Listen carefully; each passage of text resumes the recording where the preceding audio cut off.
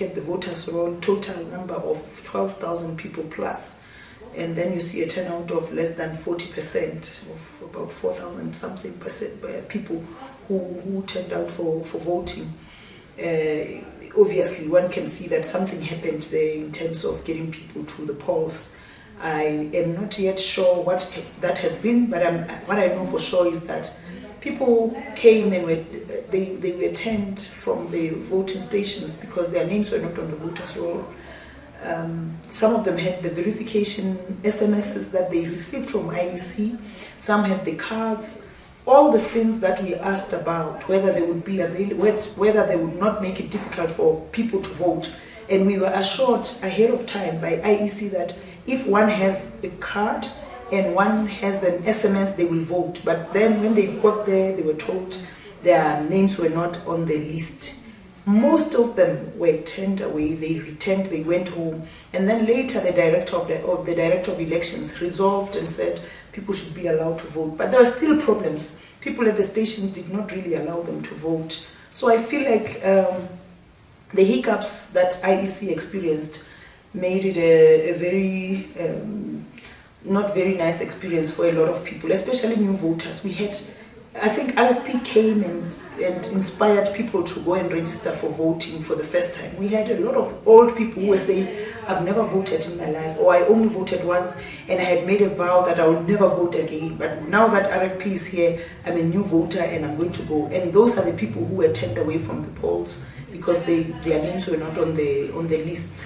And but on the positive side, I really must say that I have been very happy to see young people queuing up to vote at Thetsane. I saw long queues at the 3 voting stations that we had, and most of them were dominated by young people, which was really pleasing to see.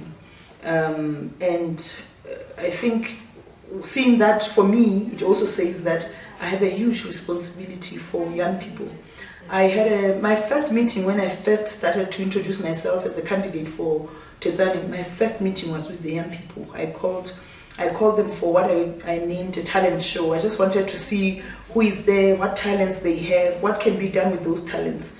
And I made a promise to them that one day when I'm their candidate, their elected candidate, I'll make it possible that the talents that they have can earn them a living. And I want to really keep that promise and refer back to that speech one day to say, remember, this is what I said and this is what we're going to do. RFP has a big mandate to change many things in this country, and the landscape is not very easy because we know that the country has no money. We don't even know where to start. We are aware, coming from the business side, we know that government owes business people a lot of money and other deficits that are there. We feel like the first thing that we'll need to do is to audit government and see what has been happening, understand the balance sheet, understand where money is, how much we have, where we can get it, how much debt we have, and start really saving where we can, cutting expenses where we can.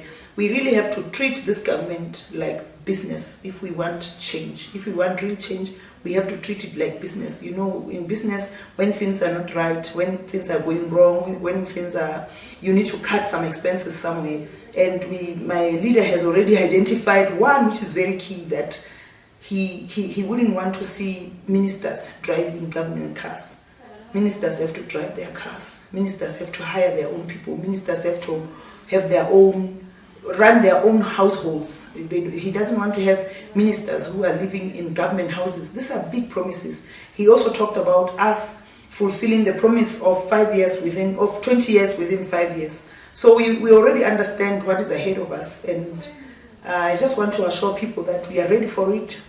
We have what it takes. We have experience. We have done it before. We have worked hard before. We have achieved big things before. All of us as a collective, people who have formed this party, who are going to be in the executive, are people who have experience. And this thing that we really concentrate more on meritocracy as opposed to just hiring people because of their political affiliation, I think it's another big one for us that we really want to practice and make sure that whoever is given a position to run any part of government, any department, is somebody who is able, somebody who is experienced, somebody who has passion, somebody who can deliver. Today's speech that we had this afternoon was just about delivering that.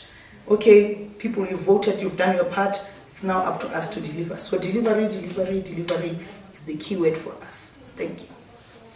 So you spoke earlier about the participation of youths and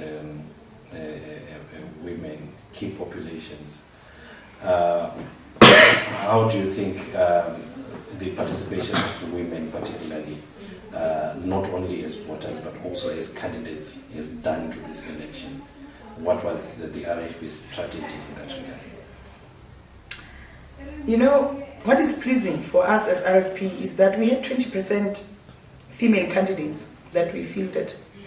And out of the 20%, I think, as much as I don't know, but I would just talk about, maybe just on average, I think 15% of those were young people who were younger than 45, or at least younger than 50.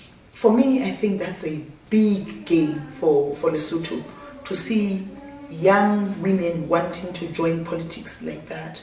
But 20% is still not a good number. We need to get women in decision-making positions in this country so that their views can also be taken into consideration. But I need to just mention that politics is one of those fields that seem to be very difficult. Most women fear to enter into politics for obvious reasons, that your life is no longer your life. You don't have a private life anymore. You become a public person, and people, the culture in Lesotho is that people would even insult you on social media, and women are really homemakers. They are not that type of people who would want to have their lives out there. They like to have, they are homely people, they are made to nature and be at home.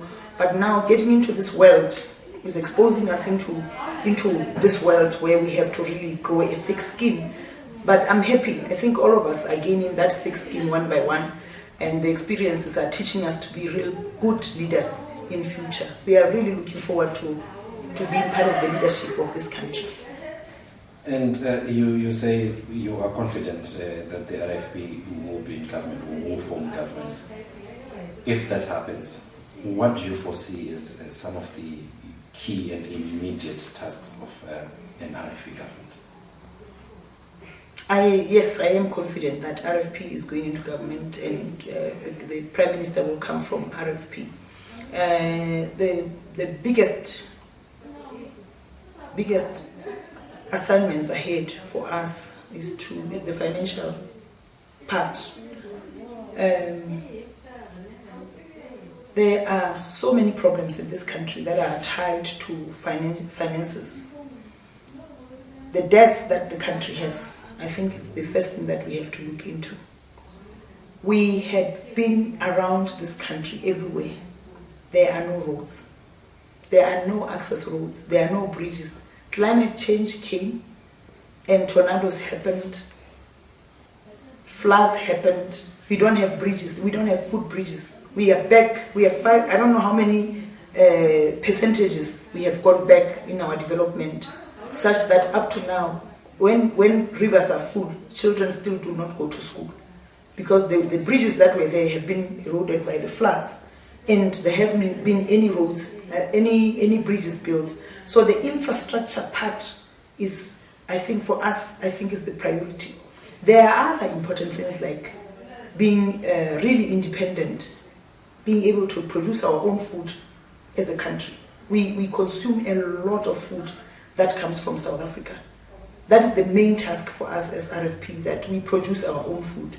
We have a lot of our brothers and sisters who go to South Africa to seek jobs at the South African farms.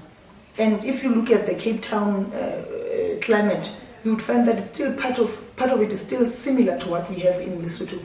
But we don't use our soil to benefit us. So this time we want to really take agriculture to a bigger, to be commercial, to make money for us, to be able to feed it. We have to be able to feed our own people and make sure that we even export some of the food that we have.